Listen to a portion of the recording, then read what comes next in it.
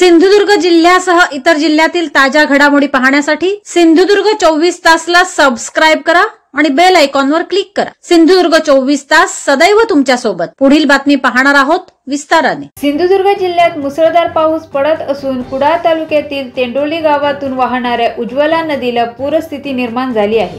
यामुळे तेंडोली तांबडगेवाडी कॉजवेवर पाणी आले आहे।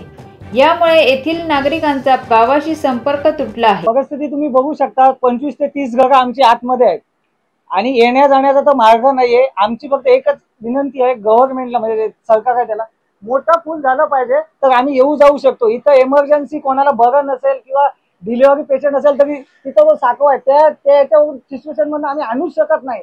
आणि अशा 2-3 घटना घडल्यात आणि हे जे पाणी येत आहे ते पिंगुळी, कुडाळ, भगतवाडी या पूर्ण गावांचं पाणी या नदीला आहे। त्यामुळे आणि हे एवढं छोटं पूल केलं, हे होऊ शकते। इथं मोठं पूल पाहिजे आणि इथे किती वर्ष सांगून झालं ते होत नाही। एवढीच आमची इच्छा आहे फक्त। एवढे हाल होत आहेत, आता शाळेतली मुलं एवढी आहेत, ते जीव घेणं प्रवास करतायत साकवावरून, पालक येत आहेत, जात आहेत, सोडतायत सगळे। फक्त आमची एवढीच इच्छा आहे की हा लवकरात लवकर पूल करा आणि मोठा व्हावा। त्रास होतो, सगळेजण घरात आता बसलेले आहेत, त्याच्यामुळे बाहेर पडू शकत नाही कुठल्या कामाधंद्यासाठी पण। असा विषय घरातल्यांचा झालेला आहे।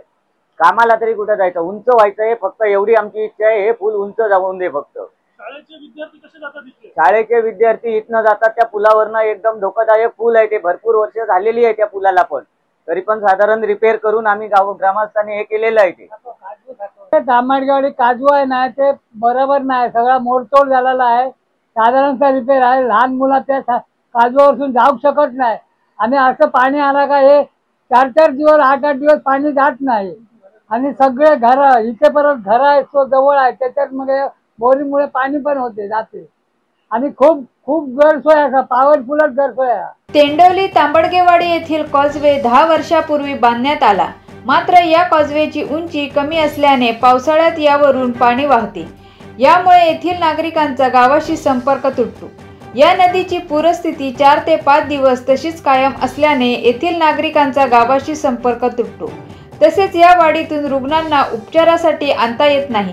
त्यामुळे या कॉजवेची उंची वाढवावी अशी मागणी नागरिकांनी एकदा केली आहे, मात्र यावर कोणतीच कार्यवाही प्रशासनाकडून झालेली नाही। निसर्गरम्य समुद्रकिनारे, वळणावळणाचे रस्ते आणि टुमदार मंदिरे पाहण्यासाठी पर्यटकांची पसंती नेहमी कोकणाला असते। निसर्गाच्या समृद्धीबरोबरच फिरताना कोकणात मनमुराद निसर्गाचा आनंद लुटण्यासाठी आला तर मग कशाला करता राहण्याची चिंता। देवगड येथील Swami residency AC non AC rooms तुमच्या बजेटमध्ये उपलब्ध।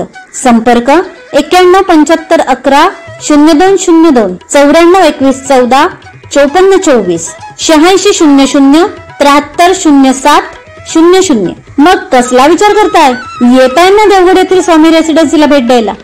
सिंधुदुर्ग जिल्ह्यासह इतर जिल्ह्यातील ताज्या घडामोडी पाहण्यासाठी सिंधुदुर्ग 24 तासला सबस्क्राइब करा आणि बेल आयकॉनवर क्लिक करा। सिंधुदुर्ग 24 तास सदैव तुमच्या सोबत।